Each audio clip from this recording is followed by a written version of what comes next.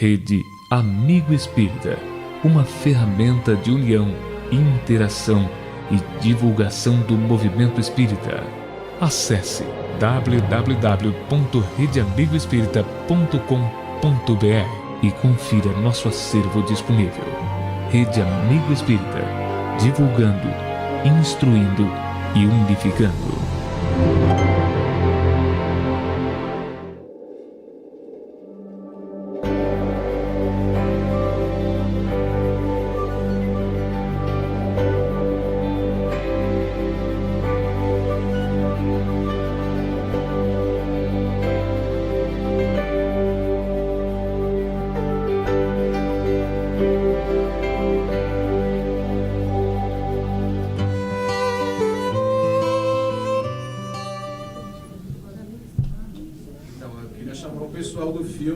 Compor a mesa, Paulo Figueiredo, diretor e roteirista do filme, Amanda Costa, a Evelina, Luiz Carlos Félix, que fez o papel do Caio Serpa, Ana Rosa, ela vem já, ela foi resolver um probleminha rápido, Ana Rosa vem daqui a pouquinho, Samantha Caracante, fez o papel de Vera, o Ronaldo Oliva, Ronaldo Oliva, isso, Tiro, Túlio, Rosana Pena, Lisa e o Oceano Vieira de Mello, que estava aqui até bem pouquinho tempo atrás. Desencarnou. Luiz Carlos também, por favor.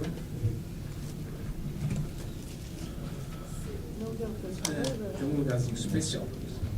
Tá bom. Então, antes de mais nada, eu queria agradecer novamente a presença de vocês aqui no lançamento do filme E a Vida Continua. O lançamento é nacional, sexta-feira agora, são em torno de 100 cinemas, o número exato está sendo definido pela distribuidora, e eu gostaria que o jornalista que fizesse a pergunta se identificasse, né, o nome e o veículo, para a gente começar um bate-papo bem descontraído, um bate-papo bem gostoso sobre o filme E a Vida Continua. Quem gostaria de fazer a primeira pergunta? É sempre assim. É sempre assim, estou acostumado. Roberto Guerra, site Cineclick. Minha pergunta é para o Paulo Figueiredo e para o seu Vieira. Primeiro, Paulo, por que... a gente tem aqui no Brasil um universo de filmes com temática espírita. Muitos deles foram grande sucesso. Foram grandes sucessos de bilheteria aqui no país. Então, eu queria saber por que você escolheu contar essa história e dirigir essa história dentro desse universo de filmes. Por que você acha que essa história era uma história diferente que deveria ser contada, você como diretor? E para o seu Vieira, eu queria saber, como produtor, qual é a sua expectativa com o lançamento do filme e por que o senhor resolveu investir na produção desse filme?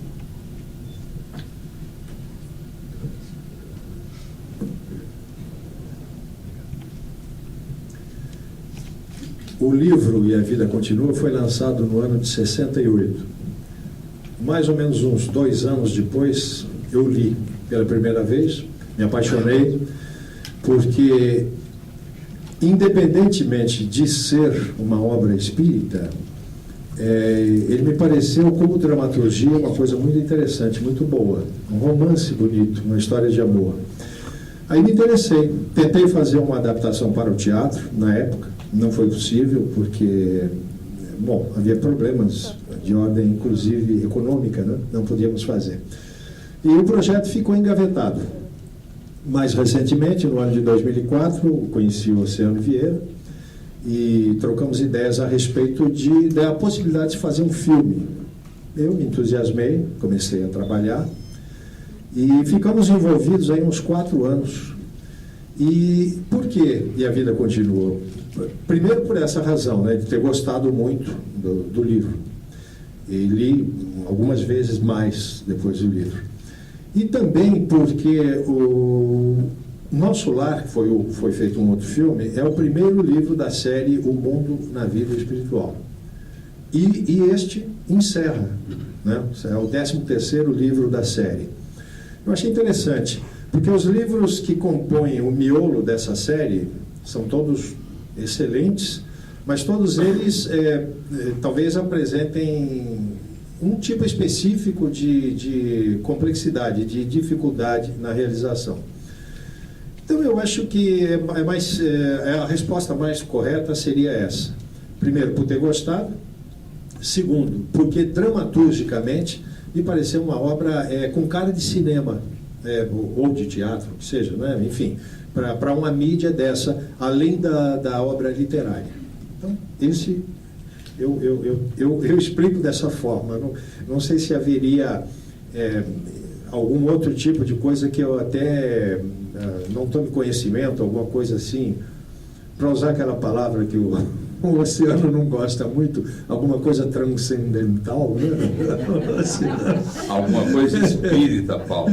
Exatamente. Espírita, Paulo. Eu estou só te provocando, eu sei disso.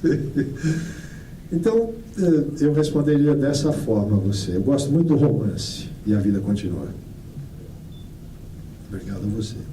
O Brasil tem milhões de pessoas que acreditam em reencarnação, que acreditam em vida depois da morte, independentemente de sua religião, de sua filosofia, enfim. Então, a ideia de você passar para o cinema uma história extraordinária como E a Vida Continua, ela está bem clara também na maneira como o André Luiz escreveu através de Chico, usando a mediunidade do Chico, demonstrando para qualquer pessoa a tolerância, o amor ao semelhante, porque o filme, para mim, o que mais me cativa no filme não é a questão da reencarnação, isso aí a gente já acredita há muito tempo, mas é a maneira como se tolera, como se incentiva o amor, entendeu, entre as pessoas, a parte romântica da história, que envolve todos nós. Eu encaro essa história como ela tem um pouquinho de cada um de nós.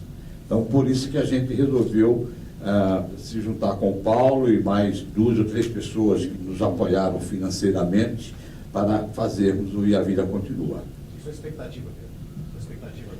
A gente espera, nós temos aí 5 boas bilheterias, 2 excepcionais, que é o Nosso Lar e Chico Xavier, e temos bilheterias de 3 filmes que geraram uma certa expectativa do mercado cinematográfico, do mercado exibidor. A gente não fez por causa disso, essa história, a gente já está trabalhando nela antes, né, Paulo? Antes do Nosso Lar, antes de Chico Xavier. É claro que a gente deu uma segurada para não chegar todo mundo junto, entendeu? Mas a expectativa é da gente chegar a 1 milhão de espectadores. É o nosso objetivo. Embora seja uma história espiritualista, espírita, mas, como eu disse, o Brasil é uma nação de centenas de denominações de pensamentos diferentes, mas sempre imaginando a reencarnação e o vida depois da morte. Adriano Marques, Rede Boa Nova de Rádio. Ao Paulo, a primeira pergunta, e a mesma para o Oceano. O que vende hoje, infelizmente, talvez, ou felizmente para alguns, é a questão da traição. Está na moda agora o cadinho, né? Várias mulheres, enfim. E o filme vem numa contramão tremenda, mostrando realmente o contrário, ou seja, o depois das várias conquistas. Como você vê isso quando a população, o Brasil, o mundo assistir o filme? Oceano e Paulo. Paulo primeiro. Está na moda hoje porque está na mídia. A televisão tem um poder de comunicação extraordinário. Mas, na realidade, vamos convir que sempre esteve na moda, né? De uma forma mais camuflada, um pouquinho mais disfarçada, mas sempre aconteceu esse tipo de coisa. Isso está classificado como traição, não deixa de ser um crime, tornado mais leve, explicado, enfim, encontram-se 1000 pretextos para uma traição. E este filme, essa história, E a Vida Continua, nesse lado romântico, o casal, Caio, Serpa e a Evelina, é uma vida conflitada, uma vida cheia de problemas. A Evelina não pode ter filho, então o marido, né, usa isso como um pretexto para ele ter uma outra mulher. E esse livro, como eu estava dizendo, foi lançado em 68, retratando uma história que teria ocorrido nos anos 40 ou 50, já com essa temática. Então, eu acho que, eu não sei se nós estamos muito na contramão. Eu acho que está sendo só mostrado de uma forma mais suave, mais clean, né? sem a coisa da apelação de mostrar o sujeito com a amante, por exemplo, né? Alguma coisa assim. Então, na contramão, nesse sentido, sim, eu concordo inteiramente com você. Paulo, desculpa te interromper. O que eu quis dizer na contramão é o depois, porque o que mostra hoje na mídia é o gostoso. A pessoa parece que tem várias e isso faz bem. E o filme, né, ou seja, através do espiritismo, mostra o contrário. Exato. O depois, do que acontece com a traição, que é o que as pessoas acham, não estão atentas a isso. Né? É a cobrança da conta, né? Exatamente. Então, nesse sentido, sim. Exatamente. Você definiu perfeitamente. Nós estamos nadando na contramão, sim, mostrando o preço de uma coisa desse tipo, né? de uma traição que, na verdade, ninguém merece, né? Ninguém pode justificar uma coisa desse tipo e achar que está correto. Então, nesse sentido, sim. Eu acho que, até por isso, uma boa parte do público vai gostar de ver, vai se identificar, vai se interessar. Tudo aquilo que representa uma pequena mudança no comportamento do momento pode ou não gerar interesse. Eu aposto na possibilidade de que sim, de que isso abra os olhos das pessoas e, de alguma forma, dê material para meditação, material para pensar, dê um material para pensar. Se nós conseguimos atingir esse objetivo, não só nesse aspecto, né, a traição não só nesse aspecto, mas também o personagem Caio Serpa, ele na verdade é um canalha. Nós o definiríamos como um canalha. Desculpa, ele não é você, é o personagem. Nós o definiríamos como um canalha completo, porque ele também se apossa dos bens, né, da sogra, quer botar a mulher no hospício para gerir os bens dela, enfim, tomar conta de tudo, e não tem a menor intenção, em princípio, de se casar com a moça que é a amante dele, mesmo após a morte da esposa. Então o cara, ele consegue ser um bom vilão, uma boa amostragem de vilania tá nele, né? Do lado romântico e do lado também material. Também nesse sentido a gente está nadando um pouco na contramão, porque aquele discurso do instrutor espiritual lá do Ribas, ele toca nesse assunto. O Ernesto Fantini está revoltado. Mas o que eu vou fazer com esse canalha? Quer dizer, perdoar. Como perdoar? Não, tem que perdoar, porque não podemos ser hostis com uma pessoa que se desviou, até porque haverá uma lei de causa e efeito no final. E a cobrança virá, ele há de pagar. É uma coisa que muito pouca gente leva em consideração hoje, porque o sujeito diz assim, não, mas eu quero que ele pague aqui, não é num outro plano. A justiça terrena é um pouco duvidosa, um pouco cheia de problemas, então devemos, acho que, dar um crédito a esse outro tipo de justiça muito maior, muito mais poderosa. O filme, então, está na contramão realmente nesse sentido. Concordo com você, colocou muito bem. E A Vida Continua é um filme humanista por excelência, né? Então você tem esses casos de traição, você tem toda essa coisa envolvente com seres humanos e que também passa para o lado de lá. A gente sabe disso através da obra de André Luiz. Então, foi construída uma história em que mostra os nossos dramas. Eu acho que cada um de nós percebe um pouco no filme, e como a gente aprende a questão do respeito ao semelhante e principalmente o perdão, como o Paulo falou, entendeu?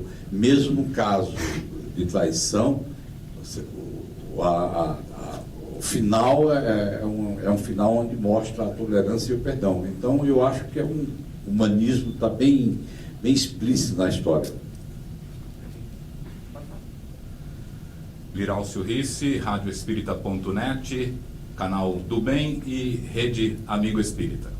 Queria conversar com a Ana Rosa e com a Amanda, mas fica aberto para todos. O artista espírita sempre foi muito discriminado, né? Foi visto sempre de um ponto pejorativo. A Ana Rosa deve ter sofrido bastante isso em família, eram sempre perseguidos. Tem mudado muito, né? As pessoas têm hoje visto o artista de um ponto de vista até bem melhor, mas no movimento espírita esse ranço ainda permanece. A arte dentro do movimento espírita ainda é muito fraca e às vezes até combatida, né? A Ana Rosa já fez 5 filmes espíritas, né? Esteve em todos os filmes, né? A Amanda está conversando agora e eu queria saber de vocês, como é que é esse estar dentro do movimento, né? A Ana é espírita, né? E como é que as pessoas veem esse seu trabalho, né? Você, como é que você se vê dentro desse trabalho, trabalhando para a doutrina, né? Porque muita gente fala que não pode ganhar dinheiro, essas coisas. Eu acho meio estranho isso, você ter uma vida profissional e não poder usar ela dentro da sua religião, dentro da sua filosofia. Rinaldo, né? Lirálcio. Lirálcio. Por uma questão de hierarquia, eu sou mais velha, vou responder primeiro. Com certeza. Bom, Rinaldo, quando foi em 1997, eu estreiei uma peça com a temática espírita, que foi Violetas na Janela.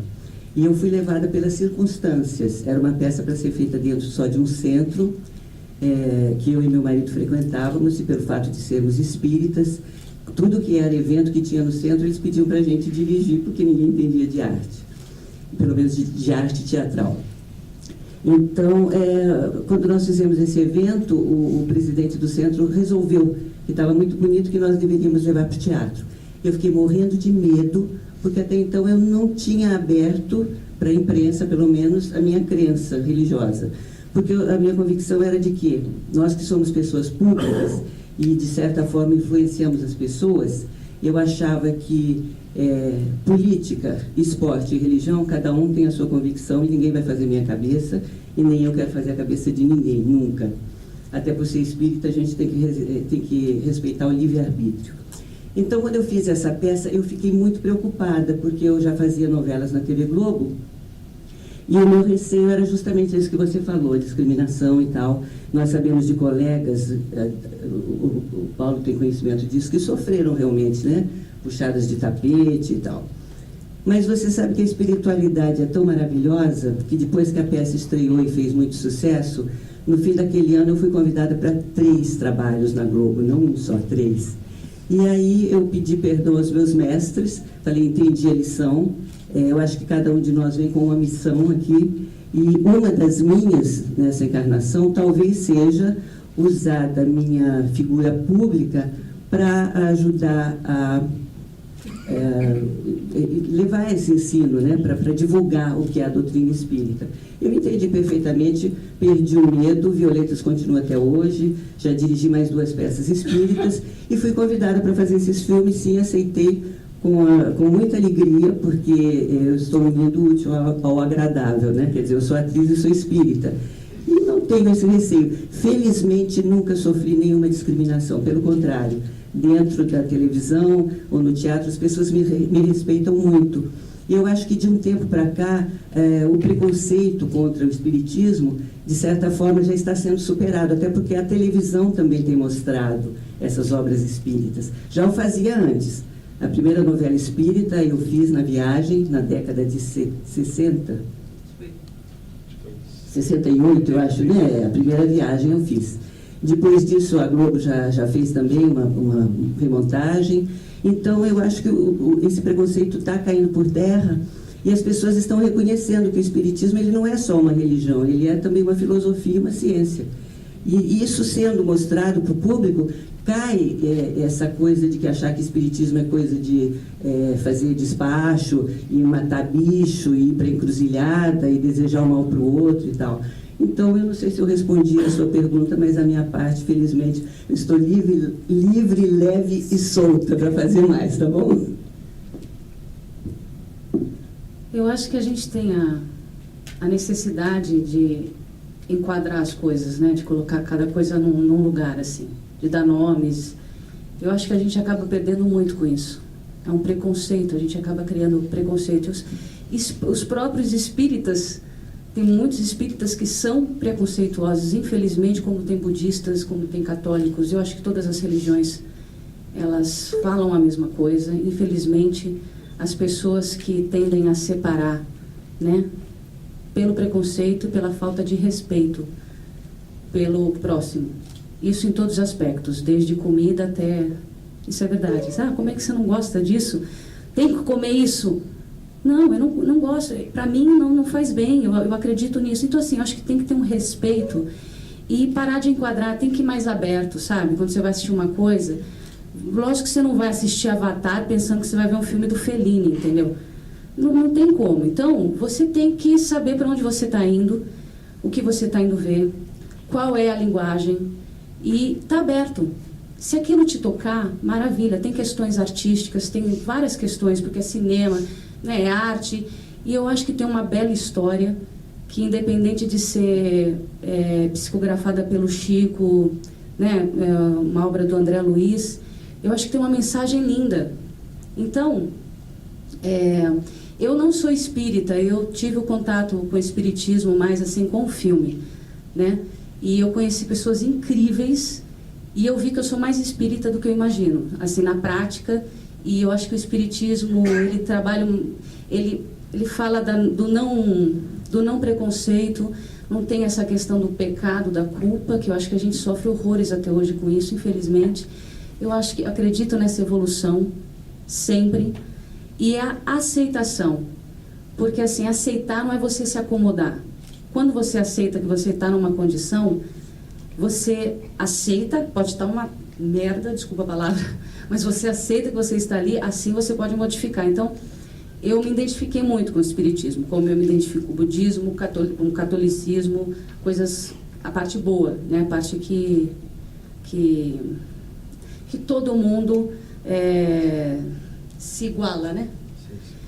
Enfim, mas eu não estou preocupada com isso. Eu acho eu espero que o filme toque as pessoas de alguma forma, que de alguma forma ele leve coisas boas, e eu acho que vai trazer conforto para muita gente e vai fazer as pessoas terem contato com o espiritismo, né? Acho que o filme, o livro e o filme, ele vai dar uma noção geral do que é o espiritismo.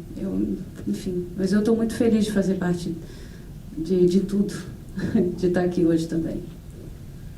Eu queria só fazer um comentário sobre a sua pergunta. Nos anos 70, eu fiz um espetáculo chamado Além da Vida. Inclusive, o roteiro foi feito pelo Paulo Figueiredo, direção do Augusto César Vanucci.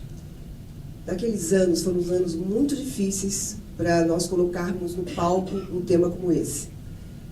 Foi uma loucura, porque nós sofrimos preconceito, sim, dos jornalistas que não aceitavam, nem queriam que nós dessemos entrevista. Sofrimos preconceito com os próprios colegas, vários amigos meus, né, hoje em dia, falam, meu Deus do céu, naquela época eu não tinha cabeça para entender como que um bando de loucos como vocês estavam no palco falando sobre um tema espírita. Além da Vida foi um espetáculo que ficou em cartaz 25 anos, foi um grande sucesso, apesar dos pesares, daquele início difícil, mas nós tínhamos certeza que nós estávamos fazendo a coisa certa. O Chico Xavier nos orientou o Augusto César Vanucci, quais os temas que seriam importantes para que as pessoas ouvissem naquele momento. E que nós, atores, teríamos uma grande responsabilidade em levar, através da arte, levar para o cinema, para o palco, esses temas que normalmente, nos anos 70, ninguém imaginava em montar um espetáculo com atores profissionais. Talvez até grupos amadores faziam algumas incursões nesse sentido sem muito sucesso. Logo a seguir, o Vanucci fez o Terceira Visão, né, na Globo. E daquela época para hoje, eu sinto uma diferença fantástica. Eu acho que tem a hora certa para tudo. Eu faço hoje em dia 2 espetáculos com o Renato Prieto, que fez o André Luiz do Nosso Lar, Morte Mapeada, o Semeador de Estrelas, e eu vejo pela reação das pessoas, pela reação da mídia, pela reação do público. Eu acho que nós estamos prontos para colocarmos no cinema, no teatro. Eu acho que a arte tem um papel fundamental, porque vai chegar muito mais perto dessas pessoas que talvez não tenham acesso a livros, têm um certo preconceito em entrar num centro espírita, mas vão ao cinema, vão ao teatro. Então, eu acho um privilégio, nós atores, podermos nos colocar a serviço da doutrina, naquilo que nós acreditamos. E a gente, eu acho que deve pensar como um produto. É cinema, tem que ser bem feito, com qualidade. Temos que seguir todos os trâmites normais, colocar na lei, cercarmos de técnicos de cinema, atores profissionais, fazer um espetáculo, fazer bem feito, contar bem a história, entendeu? Não fazer amadoristicamente. É um produto que tem que ser vendável, tem que ser comercial, para que as pessoas possam ter um incentivo de ir assistir. E quantas vezes no teatro a gente termina o espetáculo e nós sempre ficamos no saguão para nós cumprimentarmos um a um. Quantas pessoas vêm falar comigo, meu Deus, eu não sabia que era assim, eu vou começar a ler alguns livros, vocês me fizeram me interessar pelo tema, olha que legal, se uma pessoa é tocada naquele momento, já valeu a pena. Então, eu acho que, eu vejo como um momento muito especial que nós estamos passando. Eu acho fantástico o que está acontecendo aqui, jornalistas estarem aqui falando abertamente, né, sem preconceito, fazendo as perguntas, e nós podemos falar sobre uma coisa que nos anos 70 era praticamente proibitivo, né? Isso não queria acontecer. E de lá para cá, são muitos anos que eu venho estudando, que eu venho me transformando, porque isso eu acho que você tem que ter uma certa harmonia dentro desse trabalho. Se você não estiver em sintonia com esse trabalho, fica difícil. Não é que o ator tenha que ser espírita, não acho que ele tem que ser espírita, mas eu acho que ele tem que estar em harmonia, entrar em sintonia com aquilo que ele está fazendo, como qualquer trabalho. Se você não se identificar com aquilo, fica um pouco difícil. E eu, como sou espírita, e acredito que nós estamos realmente sendo protegidos e abençoados, todos nós, né? Nós temos nossos protetores, nossos mentores. Eu acho que se você não tiver um comportamento harmonioso dentro daquilo que você está fazendo naquele momento, o resultado não vai ser bom. E eu acho que nós, né, conseguimos reunir um elenco, um filme, que nós sentimos uma harmonia tão grande, né, na filmagem. Foi tão bom fazer esse filme, com todas as dificuldades normais, né, que nós sabemos como é difícil fazer cinema no Brasil, com pouco dinheiro, mais difícil ainda. Mas tivemos a ajuda de tantas pessoas, tivemos uma harmonia tão grande dentro do set de filmagem, porque nós estávamos com o mesmo pensamento, com o mesmo objetivo. Estou muito feliz, eu espero que todos gostem do filme. Perdão, só para completar, desculpe. Agora, voltando um pouquinho, eu estava falando sobre religião, né? Alguém que se dispõe a fazer um filme com esse tipo de conteúdo não precisa ser necessariamente um seguidor da doutrina espírita. Basta que seja alguém que tenha uma intenção de fazer alguma coisa que tenha efeito residual positivo na mente das pessoas. Nós podemos ver exemplos aí no cinema americano, no cinema europeu, de filmes que nos fazem bem, porque os personagens, do ponto de vista humano, são bons, fazem alguma coisa interessante, deixam o efeito residual famoso, né? A pessoa sai do cinema refletindo um pouco, pensando um pouco. Então, isso já fez bem.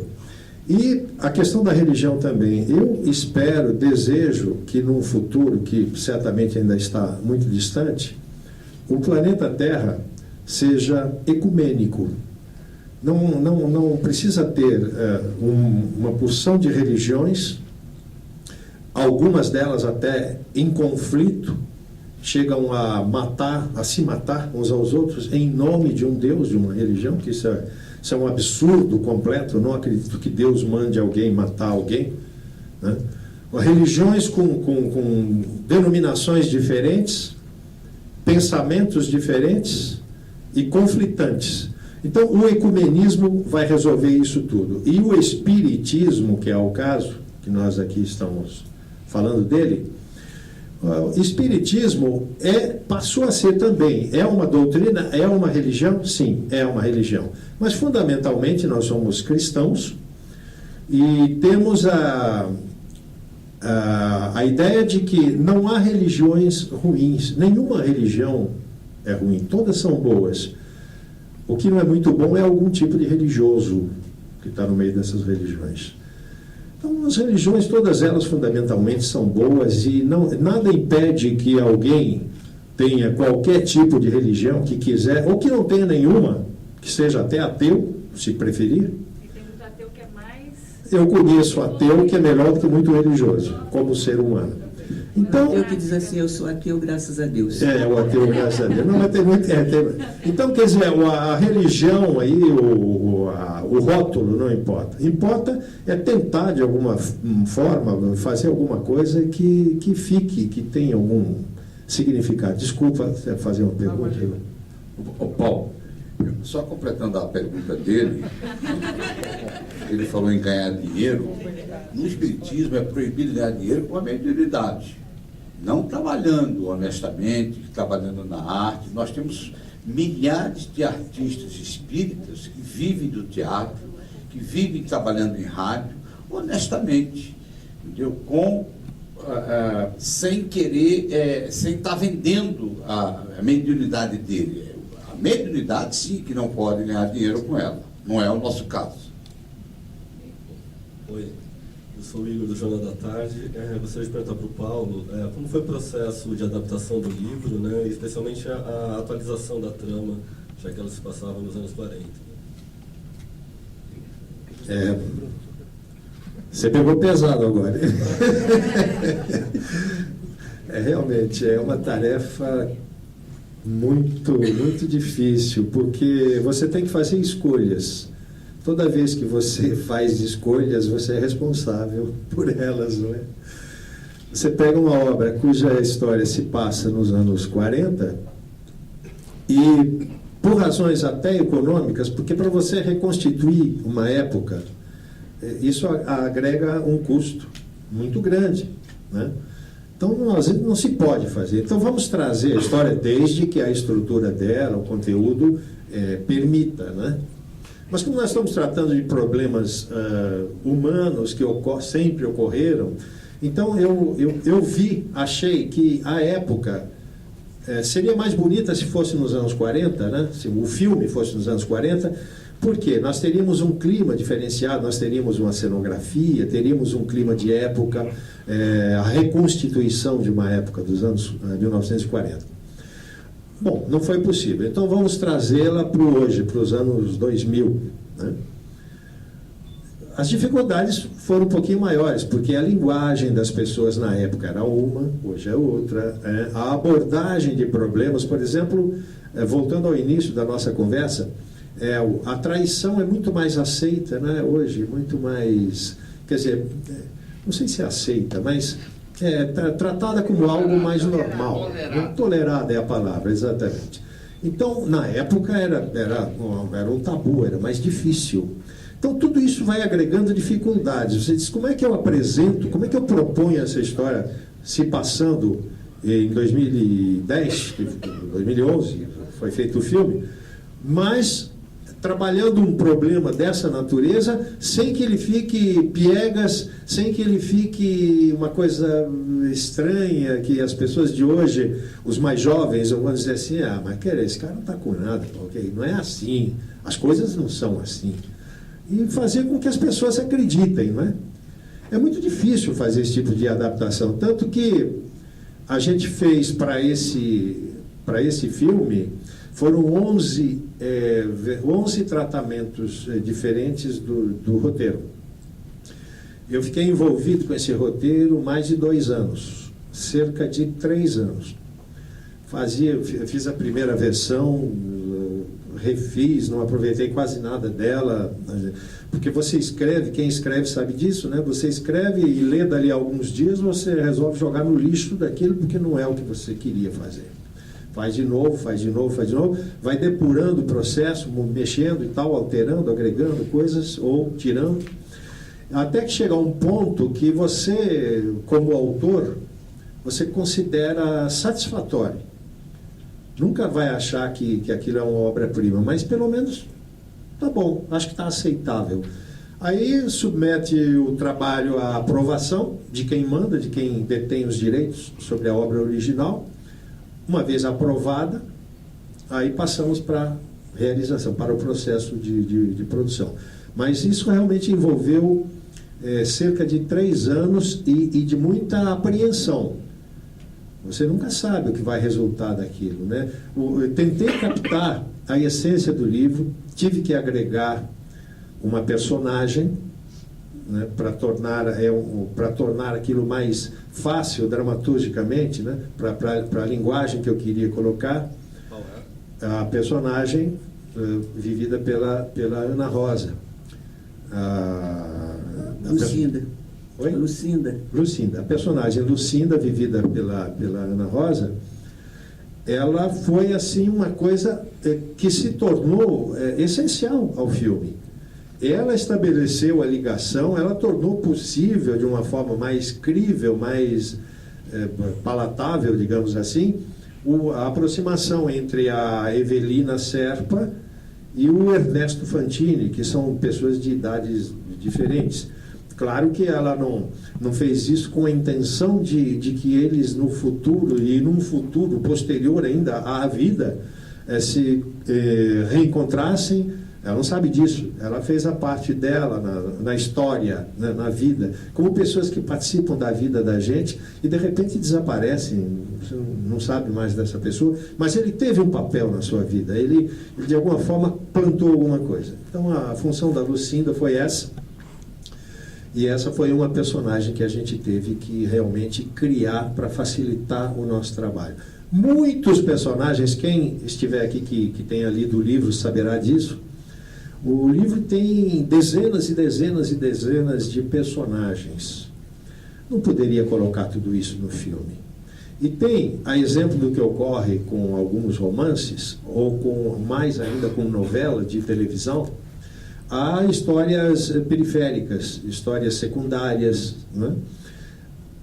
Houve uma eliminação radical disso tudo, porque nós precisávamos contar a história em 1h30. Certo? Então foi isso, quer dizer, foi trabalhoso, mas o resultado para mim é muito bom. Eu não sei o que o grande público vai dizer, né? Agora eu tenho que me preparar para ouvir as mais variadas opiniões, né? Mas eu fiz as minhas escolhas e tenho que responder por elas. A pergunta para o Luiz Carlos Félix. Luiz, eu acho que a arte é um veículo fenomenal de transmissão de mensagens, mas ela deve servir primeiramente para mim. Eu sou artista, eu canto, né, e eu gosto que as minhas músicas me toquem primeiro, né? O que fazer o Caio Serpa fez para você? O que este personagem, todo o dilema dele, o sofrimento que ele passou, né, ajudou você, você pensa que deve ter mexido com você lá dentro? Olha, o Caio, eu posso dizer que ele me transformou em outra pessoa. O artista, ele se transforma dentro do seu processo criativo. Eu entendo a arte como um processo de alquimia, onde a cada dia, a cada trabalho que você faz, a cada trabalho com o qual você se compromete, você se transforma com esse trabalho, porque, como vocês também, não precisa ser artista para se transformar dentro de um trabalho. o artista ele entra em contato com a emoção, ele entra em contato com outras questões mais profundas. Por natureza, ele acaba sendo um ser existencialista. Então, ele trabalha-se enquanto trabalha com um texto, ou com uma música, ou com um roteiro, ou com uma foto, ou algo do tipo, porque a gente está sempre procurando se melhorar. E em relação ao Caio, esse cara, ele é um ser humano muito complicado de entender, porque ele vive numa região delicada. Ele é uma pessoa inescrupulosa, assim. Ele tem um caráter muito difícil para se relacionar socialmente. O Paulo, quando eu estava estudando o Caio, ele me falou da misoginia. Falou, esse cara é um misógino. Ele é meio misógino, sim. Não sei se meio misógino. E eu fui estudar a misoginia, e aí a misoginia está muito próxima à psicopatia. Ela é quase como se fosse um nível pequeno, delicado, bem próximo ali, uma linha muito tênue para a psicopatia. Aqui também existem vários outros níveis dentro desse processo de um psicopata. E aí eu li sobre psicopatia também, com Ana Luísa Lacombe, eu acho que é ela, né? Se eu não me engano, que escreveu o livro O Perigo Mora ao Lado, onde ela descreve, a partir de um processo de pesquisa longo, de anos e anos e anos, em cima de um perfil de pessoa que é um psicopata. E o Caio, ele estava ali muito próximo. A única coisa que me dava... que eu tinha uma dúvida com esse personagem, que eu dizia, será que ele é um psicopata? Será que não é? É o momento que ele se emociona com a Evelina, quando eles estão no carro. Não é nem aquela cena que ele chora quando ela está no hospital e ele está se despedindo nela. Como a gente não tinha essa cena do carro, então eu coloquei essa emoção ali, na cena do hospital. Então tem um momento no livro que eles estão fazendo um passeio, coisa que eles não faziam há anos, e ele resolveu fazer esse passeio com ela porque ele sabia que ela iria morrer logo mais. Ela iria entrar numa sala de cirurgia e que ela iria morrer. O médico já havia dito isso a ele. Então é uma despedida que ele tem nesse momento, nesse encontro romântico que eles têm, num carro conversível. E nesse momento, o Chico e o André Luiz, eles descrevem que corre uma lágrima dos olhos do Caio, sabe? Ele se emociona, por um momento ele se emociona com a situação dessa família dele, do casamento dos dois. Então, nesse momento, me trouxe a dúvida se o Caio seria mesmo ou não um psicopata, porque o psicopata ele não tem sentimento, então ele não desenvolve esse sentimento, ele simplesmente faz as coisas como ele gostaria de fazer, ele não se importa. Rasgar uma pessoa inteira e rasgar uma folha de papel, do ponto de vista emocional, é a mesma coisa.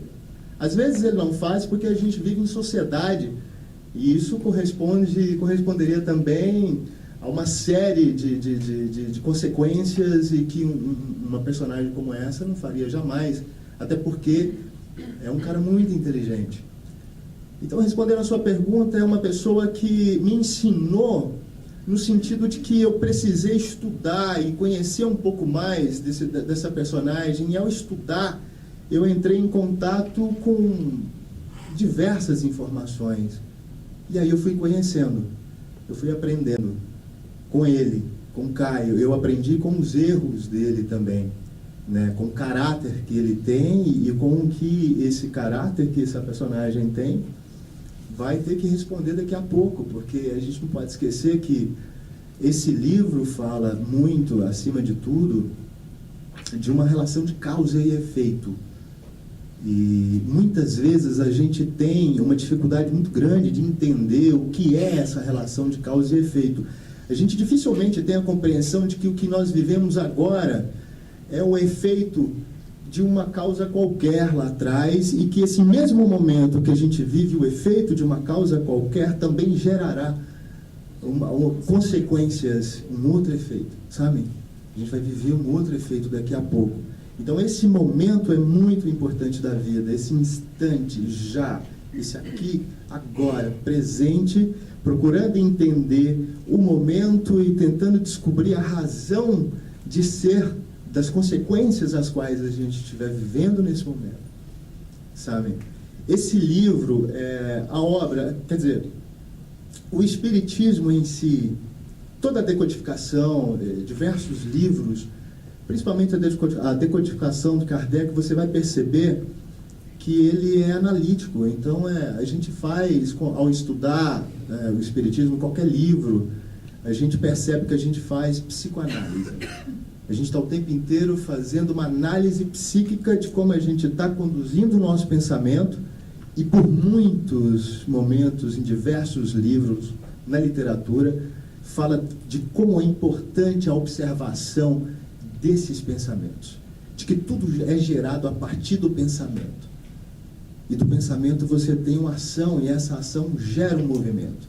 Mas antes nasce no pensamento. Isso é análise. Quando a gente chega a estudar isso, a gente está se estudando. Então, nesse aspecto, o Caio me ensinou muito, porque eu fazia análise com ele, e ele me obrigava a fazer análise comigo mesmo, com a minha própria história de vida. E aí me dava, e sempre me deu, ainda hoje, a oportunidade de, ao fazer essa análise, tentar planejar um pouco mais de qual o futuro que eu quero viver dentro dessa análise que eu faço dia a dia.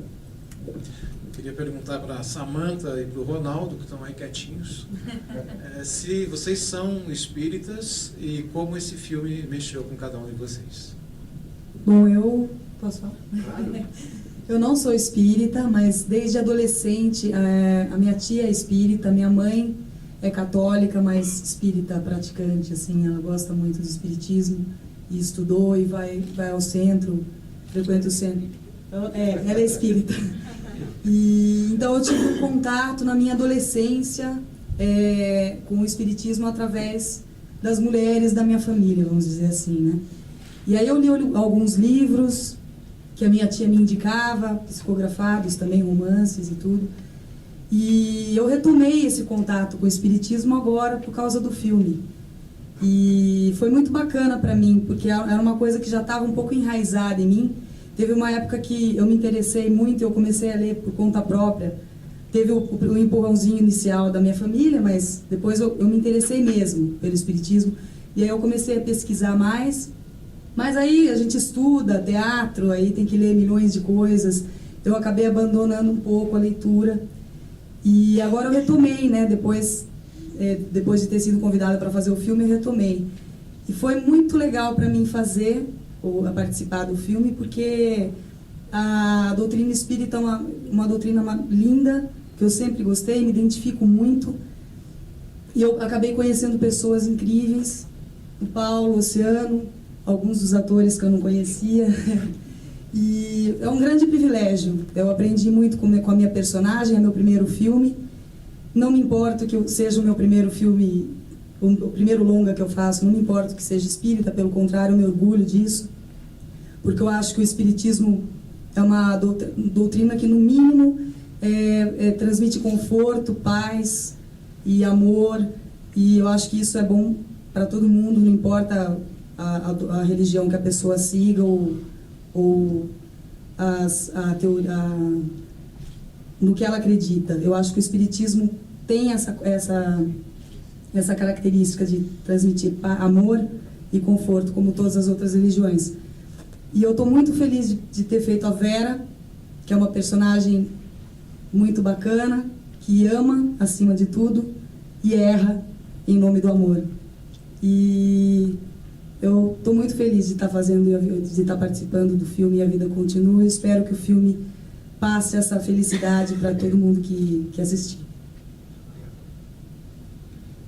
Bom, queria agradecer a presença de todos e respondendo, eu sou uma pessoa que eu busco a espiritualidade, assim, o conhecimento. Eu sou uma pessoa, digamos, espiritualizada.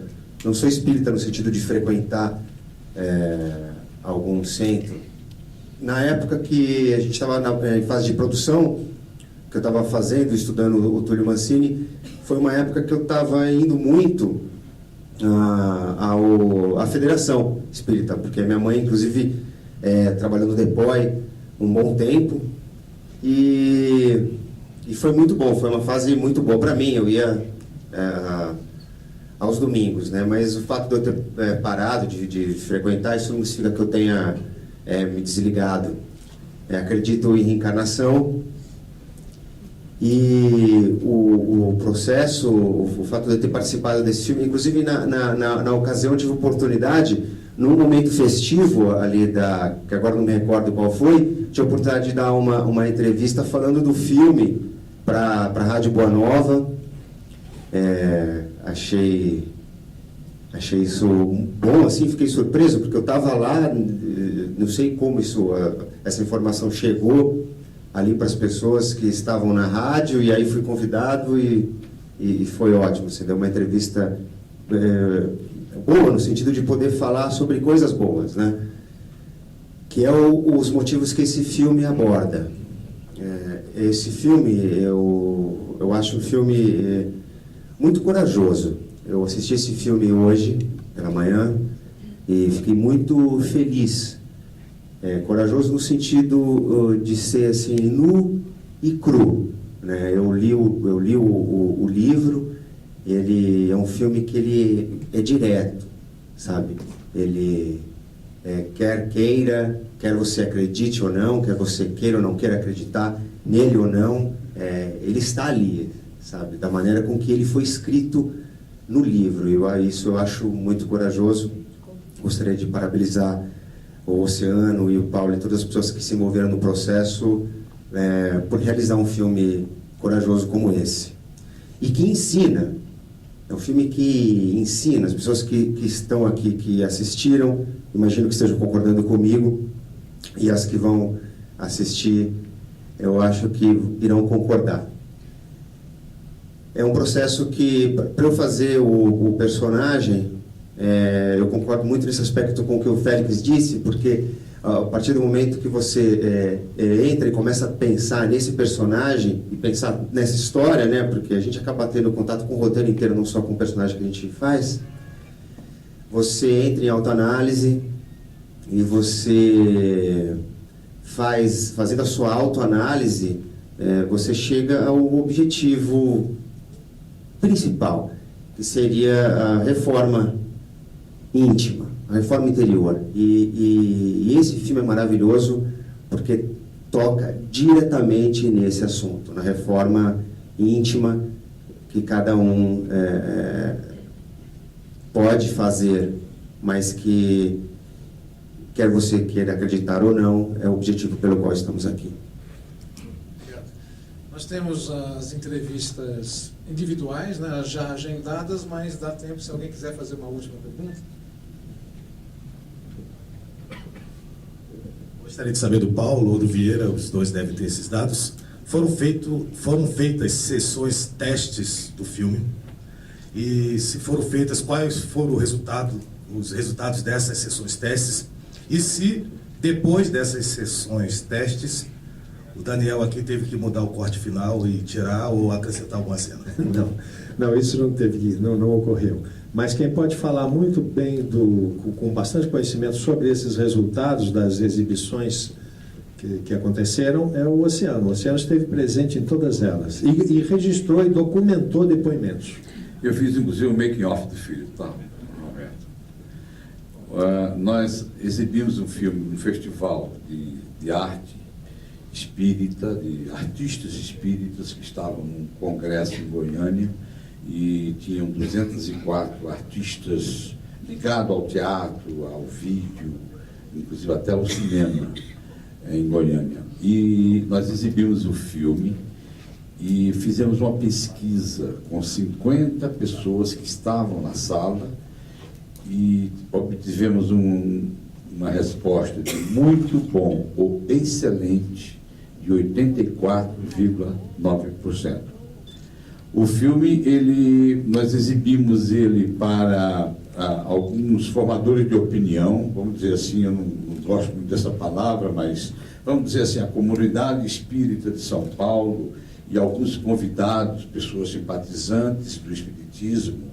Nós exibimos durante a abertura da Bienal do Livro e foi um sucesso total.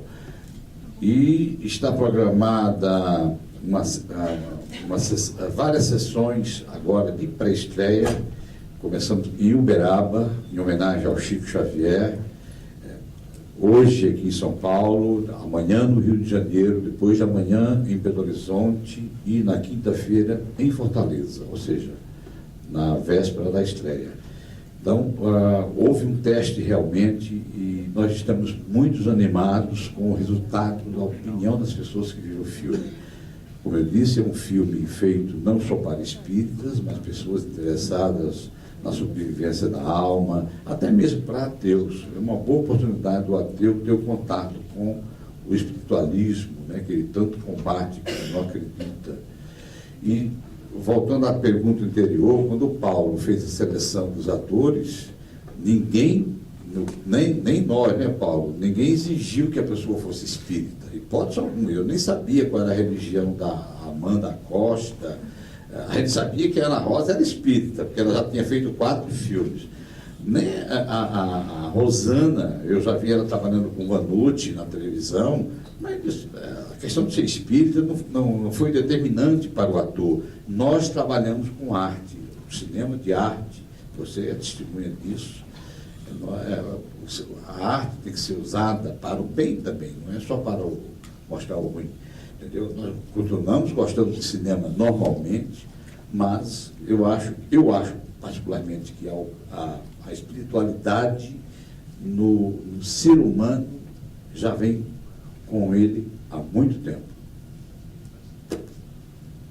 Então, eu queria agradecer muito a presença de vocês, todos, e quem tiver as entrevistas individuais agendadas, elas vão ser feitas aqui agora na sequência. Muito obrigado, parabéns pelo filme, sucesso para todos. Obrigado. Obrigado.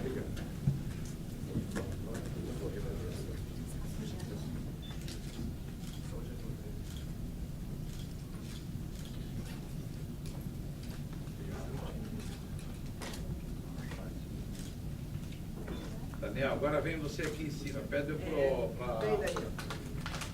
Ele é o responsável por tudo no filme. Tudo. Vamos abrir mais. Depois que colocar o Batielli nesse ponto.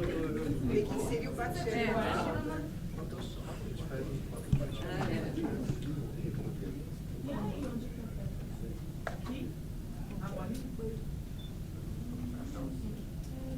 Acho que é na frente, né? Rede Amigo Espírita, uma ferramenta de união, interação e divulgação do movimento espírita.